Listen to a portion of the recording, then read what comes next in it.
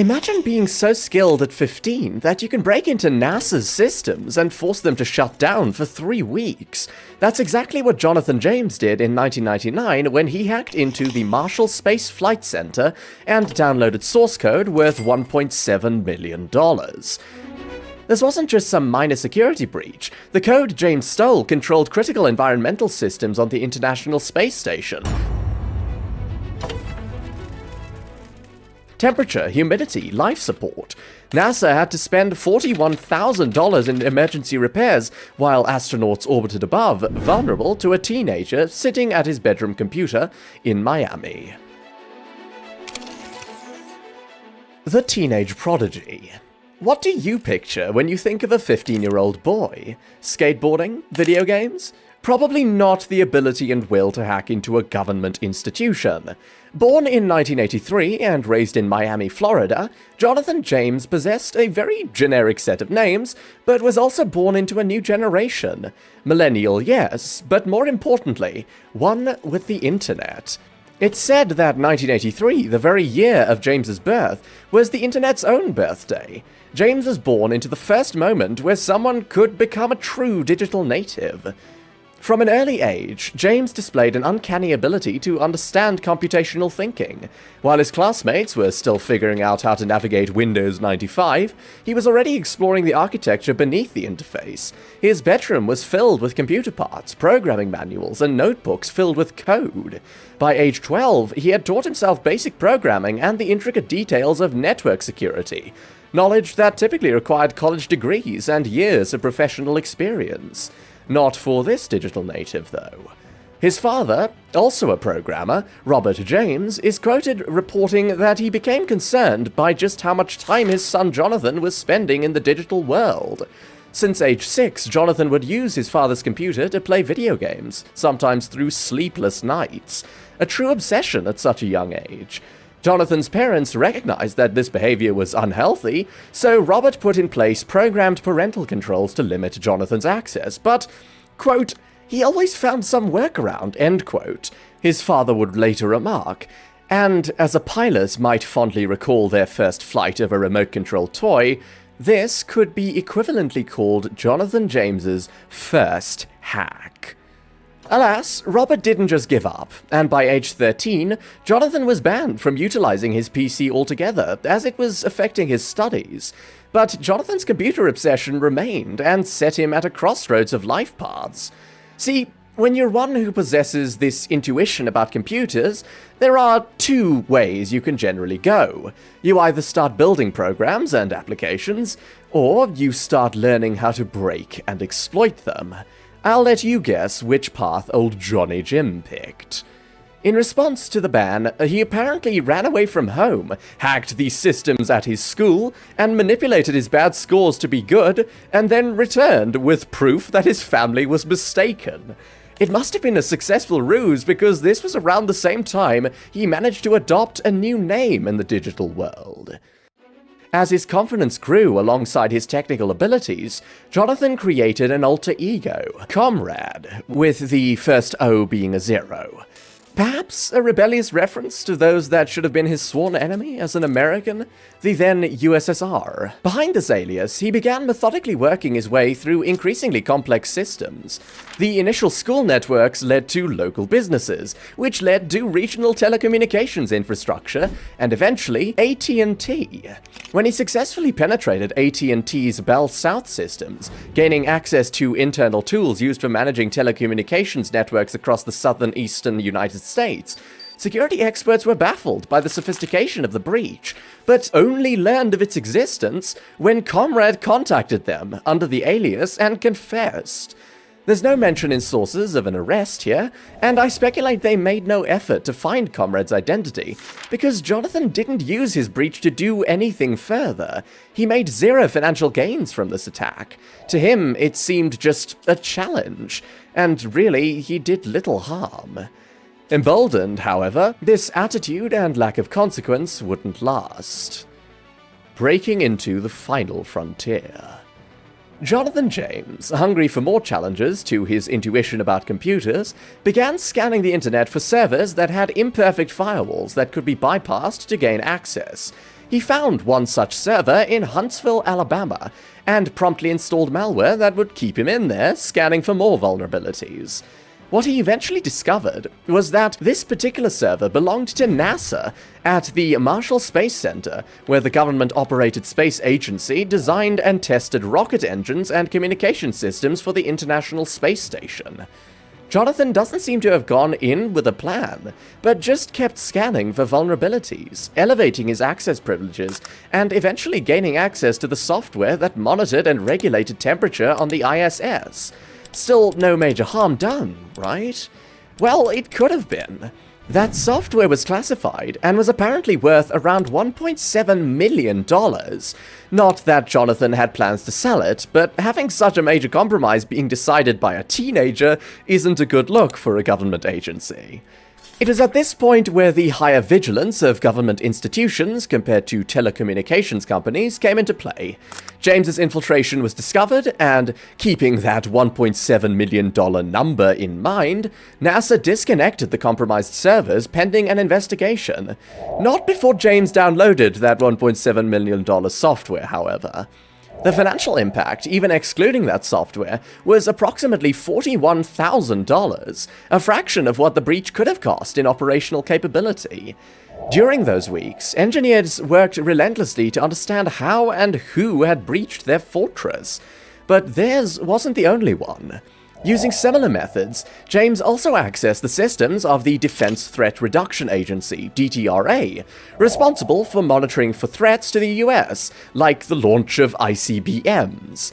Jonathan installed a sniffer program onto their servers that allowed him to monitor a whole lot of traffic the server had in and out, gaining usernames, passwords, and much more classified information, like 3,300 emails to the Pentagon. The FBI had already been working with NASA on their breach, and were quickly informed of this one. Stealing NASA software was bad, certainly, but illegally accessing national defense apparatus spun the FBI into overdrive. NASA had to shut down 3 servers, while DTRA had to shut down 10, bringing James's headcount to 13. It didn't take investigators long to use digital forensics, common techniques, etc. between the hacks, to find out both were committed by the same person or organization. But who? The hunt and capture. Behind the scenes of James's spectacular hacks, including the compromise of emails sent by the DTRA to the Pentagon, an unprecedented coalition of federal agencies was assembling the most comprehensive cyber investigation of its time. The starting theory was that a criminal organization or enemy state actor was using sophisticated, hitherto unseen techniques and expertise, hence the severe response. The investigation started with the basics, and never needed to get further. Jonathan was good with computers, but to quote a film, quote, "He's intelligent, but he lacks experience," end quote, from Star Trek II: The Wrath of Khan. In the film, that statement referenced the antagonist's two-dimensional thinking in the 3 dimensions of space, the exploitation of this flaw obviously being to dive beneath the antagonist, utilizing that 3rd dimension. In this case, Jonathan's mistake was not understanding the necessity of anonymity and the methods by which hackers are tracked down. Ultimately, finding Jonathan James's identity was as simple as tracking his IP address to a real address. Federal agents gradually narrowed their search parameters, their astonishment growing as evidence increasingly pointed to a residential address in Miami.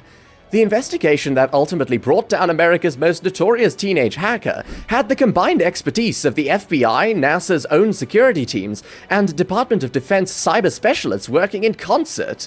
And the investigation found their perp with a simple IP address. I mean, well done on preparing for the worst, guys. If this was a nation-state or criminal enterprise, I'm sure you'd have done great. A well-deserved pat on the back, I'd say. But at this stage, the individual identity of their hacker was unknown. On January 26, 2000, having acquired a warrant, police and federal agents descended on James's family home. I confess that day I became a very popular dude in college when these guys in bulletproof vests and with machine guns broke into my house, end quote, Jonathan James would later say in an interview. The authorities ransacked the entire home, ultimately confiscating 4 PCs, a laptop, and something called a pocket computer, a device that my research tells me was quite popular back in the day, especially before the iPhone made such things obsolete. The seizure of technology was primarily to turn them inside out for evidence linking the devices to the hacks.